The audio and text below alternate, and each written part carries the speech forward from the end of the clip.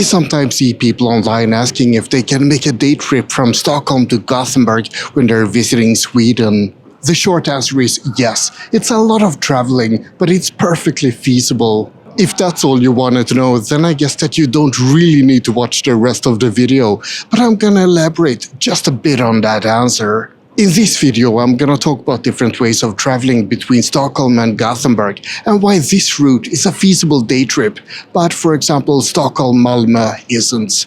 And definitely not any places in the far north of Sweden. I'm making this trip by train, and that's really the most reasonable mode of transportation, but I'll talk more about that soon. But for now, let's board the train and start this very busy day.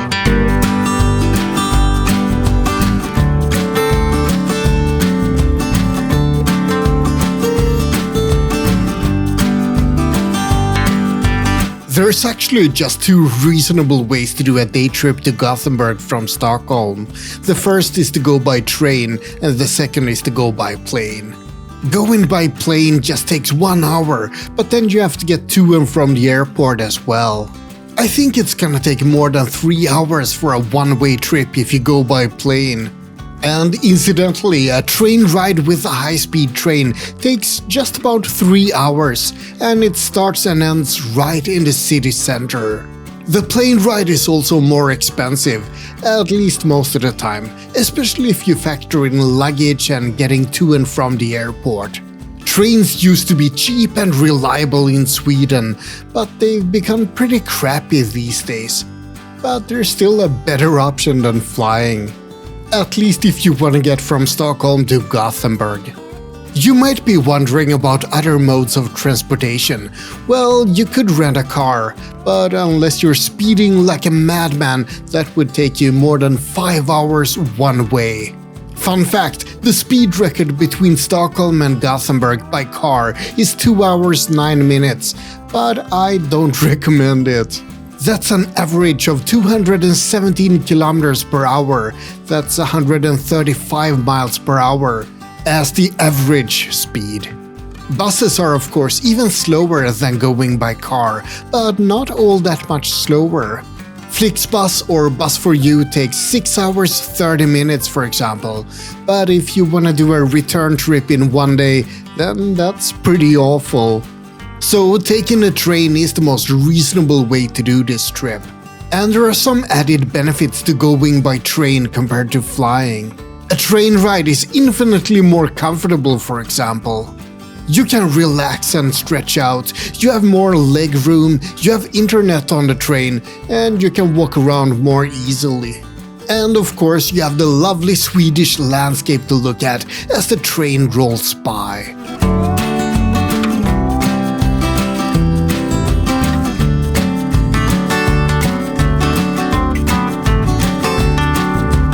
I'm traveling on an X2000 train that's run by SJ, the Swedish state-owned train company. SJ used to stand for Statens Järnvägar, the state railways, but these days it doesn't actually mean anything, it's just a company name. There are other train companies that you could use, for example VR that also runs high-speed trains between Stockholm and Gothenburg. But SJ are still the most popular ones, even if they can be pretty unreliable and pretty costly. I'm taking the 8:17 train from Stockholm that arrives in Gothenburg at 11:42. The cost for me was around 35 euros, but the prices differ a lot depending on when you travel and when you book. The ticket cost can be absolutely astronomical around holidays, for example. Not as bad as in the UK, but not too far off. If I had gone with VR instead, I would have chosen the 7:50 train from Stockholm that would have arrived in Gothenburg at 11:28. For both train companies, you have trains going back to Stockholm at around 6 or 7 p.m. The cost for VR would have been around 60 euros, and the travel time is around 3 hours 25 minutes regardless of company. That's one way, so the travel time is almost 7 hours in total in 1 day. I hope you don't have any issues with hemorrhoids for a trip like this.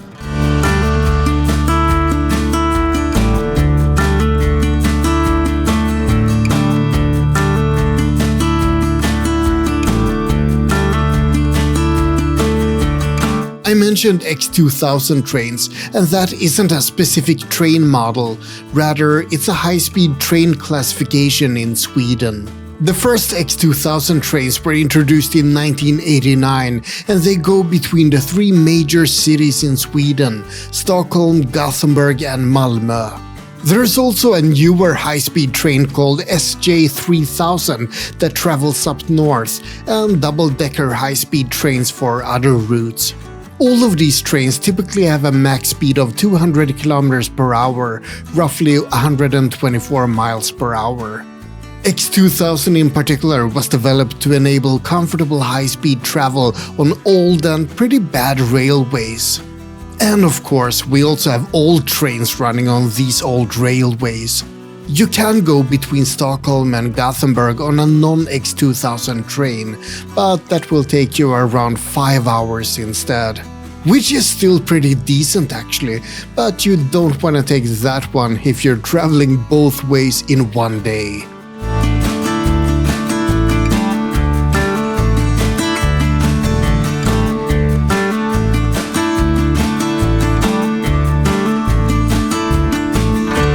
So what can you do on the train, aside from look out the window, that is? There's electrical outlets at every seat, and there's Wi-Fi on board. And the Wi-Fi sort of works. You can watch YouTube most of the way at least. There's also a bistro, a restaurant car, where you can buy simple meals and snacks. And beer and wine. That tends to make long journeys quite a bit more enjoyable. But Sweden is a bit restrictive when it comes to serving alcohol, so you can only buy beer after 11 o'clock. You might have to make do with a Pepsi Max instead.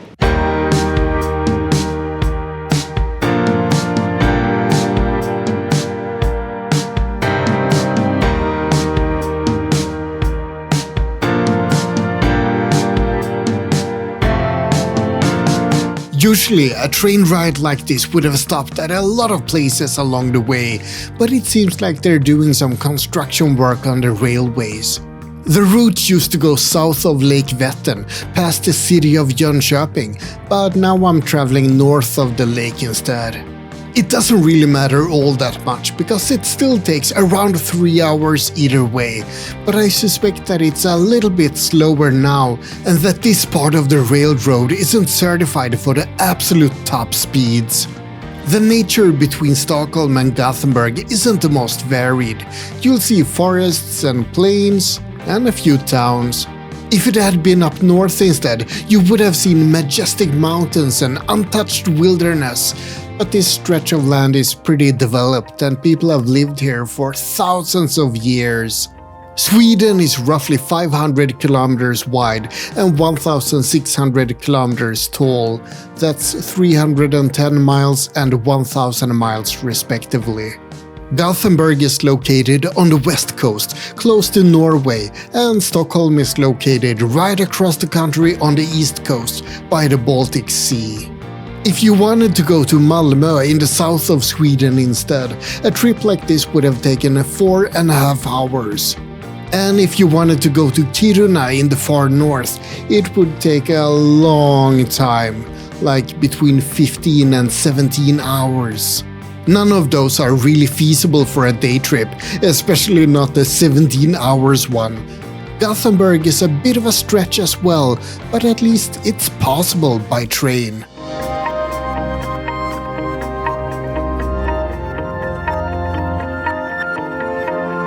I mentioned the cost of my ticket, but how much does it cost in total if you want to make a day trip to Gothenburg? I wish I could give you a straight answer to that, but unfortunately it depends. For me the cost was 35 euros plus 60 euros for the two different trains. But it depends on what day you're traveling, and what time of day, and what class, if you want first class or second class. It also depends if you want refundable tickets or if you want to be able to reschedule in case of unforeseen issues. The absolutely cheapest one-way ticket to Gothenburg is just 25 euros or 25 American dollars. But then you have to look for the cheapest option with the cheapest company at the most uncomfortable hour. VR and SJ are the most well-known companies, and if you want to travel during reasonable hours, then the price starts to soar to 40 euros or 60 euros or 80 euros. That's for a non-refundable adult ticket in second class, but it can be double that or even more during busy holidays. So it's not always cheap, and a first class ticket is even more expensive. I don't recommend that you choose that. It's simply not worth the extra cost. It's not that much more comfortable, and the few extra benefits you get are pretty meh. Stick to second class and shop around for cheap departure times. Those are my tips for how to make the trip a little bit more affordable. But now I think that we're starting to get closer to Gothenburg.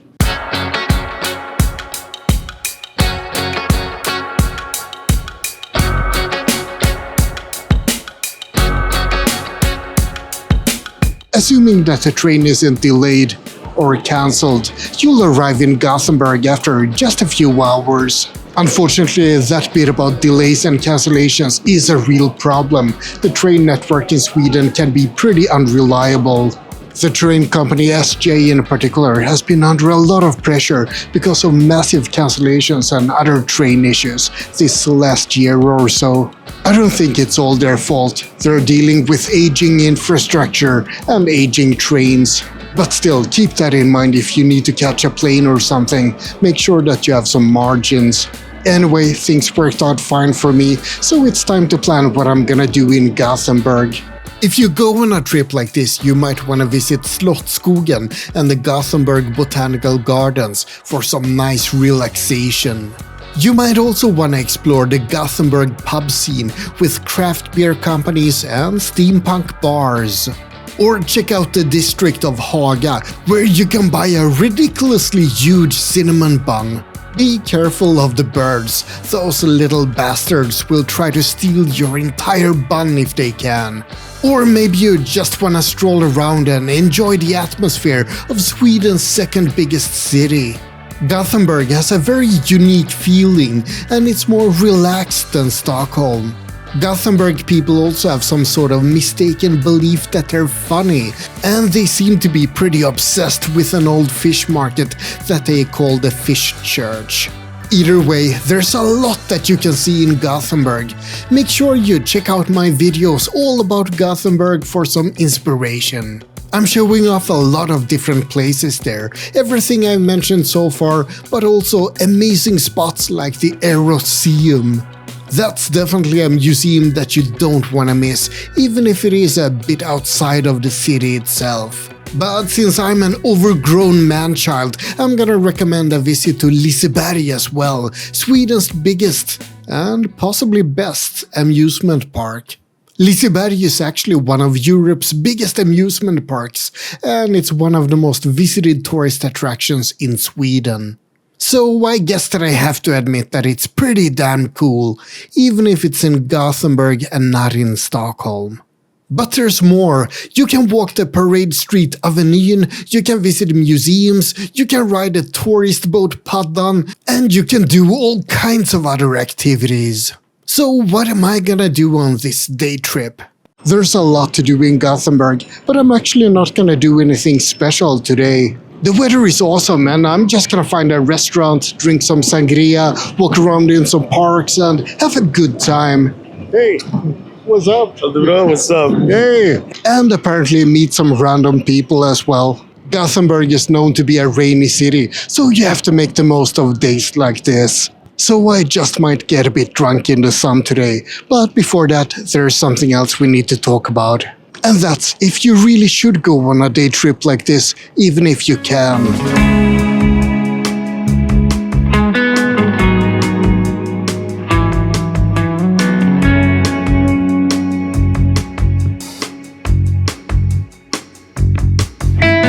I've done day trips to Gothenburg a few times, and it's certainly feasible, but there's a lot of traveling involved.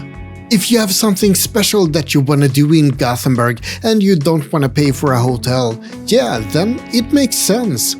But if you're on a tight schedule and you're just trying to squeeze in as many cities as possible, well, then maybe you should think again. There's a lot to do in Stockholm as well, and you lose half a day just traveling if you go like this. It can be argued that going on a day trip like this is a complete waste of time and that it's better to pick one town and explore it thoroughly instead. Some travelers even say that you need to spend a week or two to really get to know a town, so day trips are always useless. Personally, I don't agree with that. I like making quick visits to places to see if it's a place I want to come back to in the future. Sure, you won't see everything that Gothenburg has to offer on a trip like this, but you can pick a few places and see if you enjoy them. You might even enjoy it more than Stockholm, even if that sounds unlikely and completely insane to me. Either way, if you don't try it, then you'll never know. I like making quick visits and day trips to places myself. Then I can decide if I really enjoy a place and want to visit it again in the future. Or if I never want to go back there again. During a US road trip, I had a lot of experiences like that. People online said that Carmel by the Sea is a lovely place, but I thought it was really boring, so I'm glad that I didn't waste more time there. But on the other hand, I completely fell in love with San Francisco, and I really want to go back there. If I hadn't visited both of those places during my whirlwind trip, then I wouldn't have known which one I enjoy most. And that's why you might want to visit both Stockholm and Gothenburg and see for yourself which city is best for you, even if you're only doing a day trip to Gothenburg.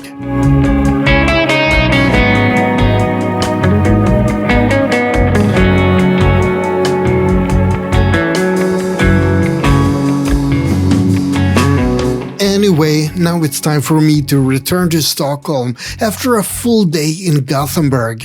I departed at 8:17 and I'll get back at close to 11 p.m, so this is definitely gonna be a long day.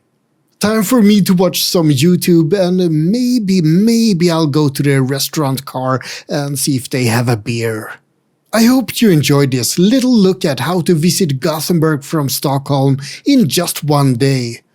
Like and subscribe, but most importantly, have a great day.